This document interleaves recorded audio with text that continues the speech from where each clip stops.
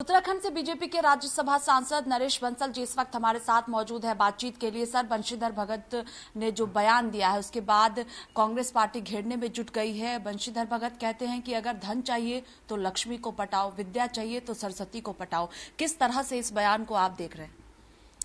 देखिए, मेरा व्यक्तिगत रूप से भी ये मानना है कि सार्वजनिक जीवन में प्रत्येक के शब्दों की मर्यादा होनी चाहिए और विश्लेषण करने वालों को भी शब्दों से ज्यादा भाव पर ध्यान देना चाहिए। शब्द उनके अटपटे हो सकते हैं, लेकिन मुझे जो लगता है उनका जो कहने का भाव रहा होगा, कहने का जो भाव है वो ये है कि हमारी ये तीनों देवियां आशीर्वाद देने वाली देवियां हैं। अगर किसी को शिक्षा चाहिए तो मां सरस्वती की शरण में जाएं, किसी को बल चाहिए तो मां दुर्गा की शरण में जाएं, किसी को धन चाहिए तो मां लक्ष्मी की आराधना करें, उनसे उनको आशीर्वाद मिलेगा। मुझे लगता है उनका केवल भाव इतना ही है और इससे अधिक नहीं।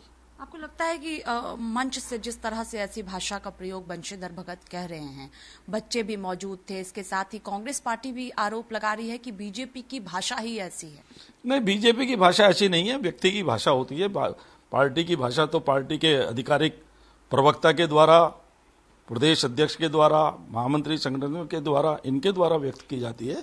ये तो व्यक्तिगत विचार व्यक्ति करता है, लेकिन विचारों में मैंने बताया कि उसके भाव को अगर देखेंगे तो भाव में कहीं कुछ नहीं है, लेकिन शब्दों की मर्यादा होनी चाहिए। और कांग्रेस को इस पर टीका टिप्पणी करने से पहले अपने इतिहास को देखना चाहिए, जिसमें महिलाओं को जलते तंदूर में जलाया गया।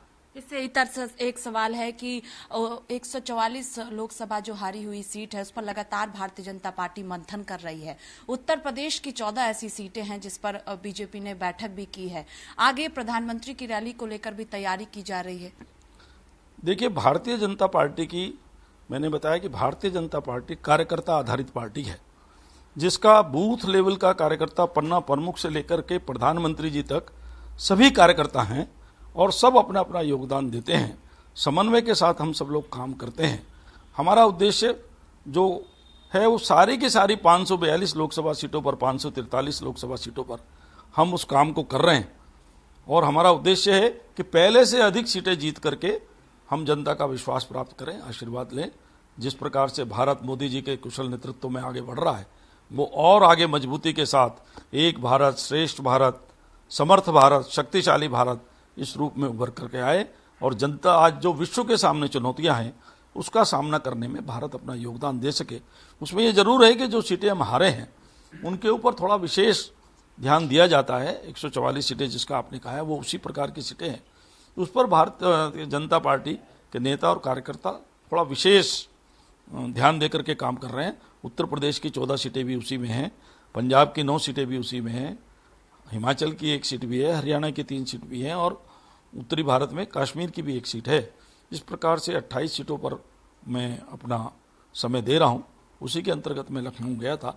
पहले चरण की समीक्षा हुई है, बहुत अच्छी उत्साहवर्धक समीक्षा है और अगले चरण की तैयारी।